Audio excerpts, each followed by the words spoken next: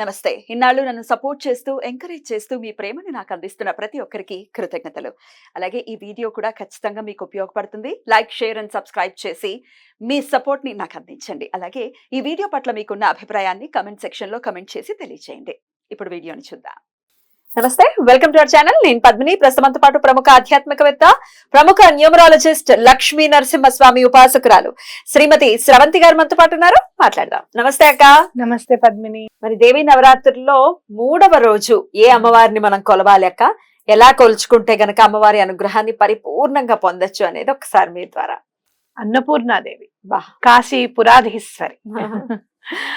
ఎంత ప్రశాంతంగా ఉంటారంటే అమ్మవారు.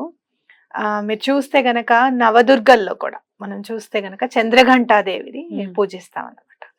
చంద్రఘంటాదేవి అమ్మవారిని పూజిస్తే ఏంటి అని అంటే గనక మనకి కాన్ఫిడెన్స్ వస్తుంది, అలాగే ధైర్యం ఉంటుంది. మీరు రిలేట్ చేసుకోగలిగితే గనక మనము ఆ అన్నపూర్ణ అమ్మవారిని చూస్తే ఎంత చిరునవ్వుతో వచ్చింది ఆ ఈశ్వరుడైనా సరే అన్నం పెడుతూ ఉంటారన్నమాట అమ్మవారు. అంటే ఎంత కాన్ఫిడెన్స్ చూడాలి. అవునా కాదా? లోకాల నేలే స్వామి కదా ఆయన. ఆయనకి అమ్మవారు అన్నం వడ్డిస్తున్నారు అని అంటే గనక మీరు చూస్తే ఆవిడకి ఎంత కాన్ఫిడెన్స్ ఉండాలి, బ్రేవరీ అనేది ఉండాలి. కాబట్టి చంద్రఘంట అమ్మవారిని మనం ఏదైనా ధైర్యం కావాలి సమృద్ధిగా. పిల్లలు చాలా భయపడుతున్నారండి, నలుగురిలోనూ మాట్లాడలేకపోతున్నారండి అని అంటే గనక అన్నపూర్ణ అమ్మవారిని చక్కగా పూజించమని చెప్పాలి. అలాగే చంద్రఘంట అమ్మవారికి కూడా దండం పెట్టుకోమని చెప్పాలి. అలాగే నలుగురికి అన్నం పెడితే ఏంటి అనేది కూడా అమ్మవారు నేర్పిస్తారన్నమాట. మీరు చూస్తే అన్నం పెడతాను అన్నప్పుడు తప్పకుండా వచ్చి తినమని చెప్పాలి. లేకపోతే గనక వ్యాసుడు అంతటి వాడంటే వ్యాసకాశిని ఏర్పరచుకున్నాడు కానీ అందరి వల్ల కాదది. అవును, మనం ఎక్కడ పోయి మనం వెళ్ళు, అసలు కాశీలో ఉండడానికి వీల్లేదు నువ్వు అని అన్నారు. కాబట్టి ఎవరైనా మీకు వెళ్ళిన వెంటనే అన్నం తినండి అని గనక ఎవరన్నా అంటే గనక ఎంతో కొంత ప్రసాదం లాగా పెట్టండి. వద్దు అనకూడదు. నిజంగా చెప్పాలంటే మీరు ఉపవాసం ఉన్నా కూడా వద్దు అనకూడదు. బా, అదొక పరీక్ష. వద్దు అంటే ఇంకా ఆ రోజుకు దొరకకుండానే పోతుంది అనేది, పాపం అనేది దొరకకుండా పోతుంది. పాపం మనకి ఎప్పుడైతే కావాలో ఆ రోజు నాడు దొరకకుండా ఉంటుంది. అంటే అలాంటి పరిస్థితి ఎందుకు వస్తుందండి అని అంటే ఒక్కొక్కసారి ఏమవుతుందో తెలుసా, మన ఇంటికి మనం వస్తే గనక మన ఇంట్లో వాళ్ళు తాళం వేసుకుని వెళ్ళిపోతారు. మన దగ్గర ఉందిలే ఇంకొక అనుకుంటారు, మనం ఆ రోజు ఇంట్లో పెడతాం. ఇంకా స్విగ్గీలు జొమాటోలు ఉన్నాయి అంటే మనం ఏం చేయలేం. కానీ చెప్తున్నా, ఆ 10-15 నిమిషాలైనా మనం వెయిట్ చేయాలి కదా మన ఇంట్లో మనం భోజనం చేయకుండా. కాబట్టి తప్పకుండా ఎవరైనా తినమంటే గనక తినండి, ఎవరికైనా పెట్టాల్సి వస్తే గనక తప్పకుండా పెట్టండి. వచ్చిన వాళ్ళకి మంచినీళ్లు అడగకుండా ఇవ్వాలి అనేది పిల్లలకి మనం ఈ రోజు నేర్పించాల్సిందే. మంచినీళ్ళు తాగుతారా అని కాదు, ముందే గ్లాస్ తో పాటు వచ్చేస్తే ఎంత రిలేటెడో చూడు పద్మిని. మనం ఇందాక మనం చదువుకున్నాం చిన్నమస్తాదేవిని దశ మహావిద్యల్లో చిన్నమస్తా అమ్మవారిని మనం పూజిస్తాం ఇవాళ. ఇప్పుడు ఈ రోజు నాడు అన్నపూర్ణ అమ్మవారిని, చంద్రఘంటాదేవిని దశ మహావిద్యల్లో చిన్నమస్తా అమ్మవారు. చిన్నమస్తా అమ్మవారు రాహుని రూల్ చేస్తారు. బాబా, మీరు ఇంటికి వచ్చిన వాళ్ళని ఎవరినన్నా సరే అడగకుండా ముందు మంచినీళ్ళు ఇస్తే మీ జాతకంలో రాహు కరెక్ట్ గా నిల్చుంటాడు. అంత రిలేట్ అయి ఉంటుంది చూడాలి. కాబట్టి తప్పకుండా ఇది చక్కగా ఫాలో అవ్వండి.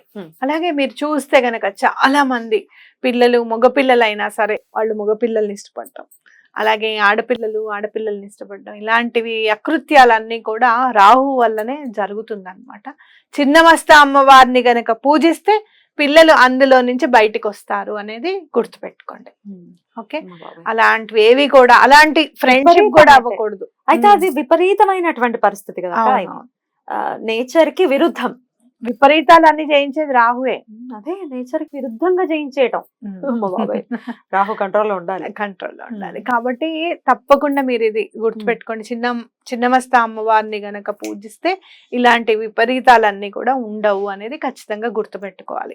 అయితే దశ మహావిద్యలు మాకు తెలియదు అనుకున్న వాళ్ళు అట్లీస్ట్ ఒకసారి తలుచుకుని దండం పెట్టుకోవచ్చు కదా. అసలు చిన్నమస్తా అమ్మవారు అంటే ఎవరో చూడండి, మీకు అర్థమైపోతుంది. అప్పుడు కాన్ఫిడెన్స్ ఎక్కడి నుంచి వస్తుంది, ఈ 3వ రోజు మనం దండం పెట్టుకుంటే బ్రేవరీ ఎక్కడి నుంచి వస్తుంది, కాన్ఫిడెన్స్ ఎక్కడి నుంచి వస్తుంది అనేది ఖచ్చితంగా మీకు అర్థమవుతుంది అనమాట.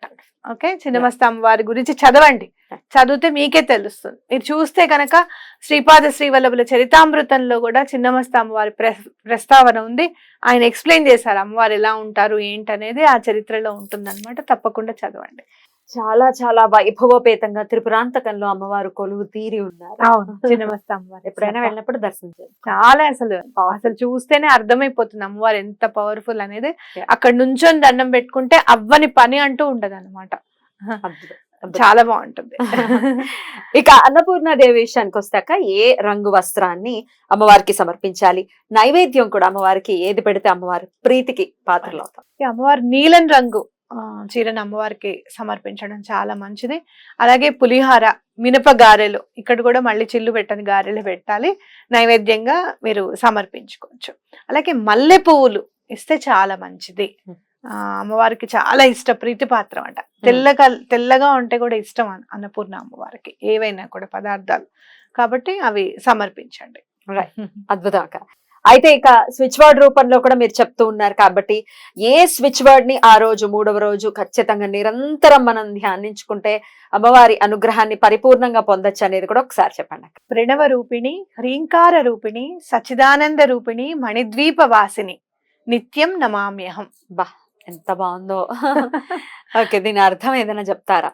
ప్రణవ రూపిణి అంటే ఓంకారం, మనకి ప్రణవ నాదంగా మొదట వచ్చిన నాదంగా మనం గమనిస్తాం కాబట్టి అదే మనకి తెలుసు కదా.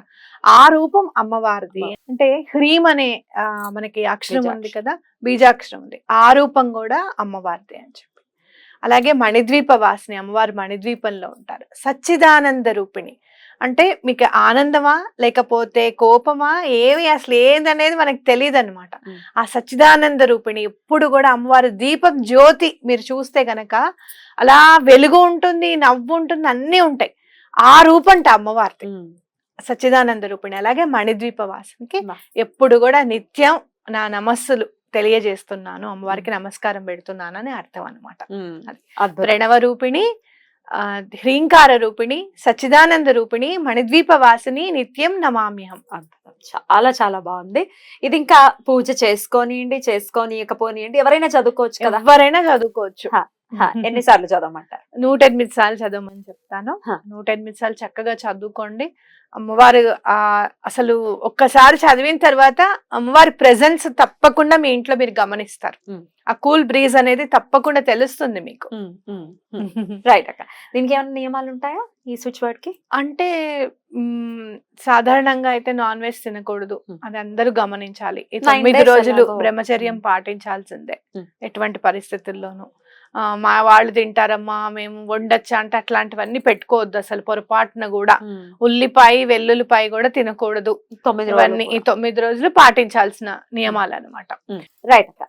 సో ఈ నియమాలు పాటించాలి. బ్రహ్మచర్యం, నాన్ వెజ్ తినకపోవటం ఇవందరూ డెఫినెట్ గా చేయాల్సింది. ఇంట్లో వండటానికి కూడా వీల్లేదు, అసలు ఆ షాప్ దగ్గర కూడా వెళ్ళొద్దు, అంతే. ఇది బాగుంది.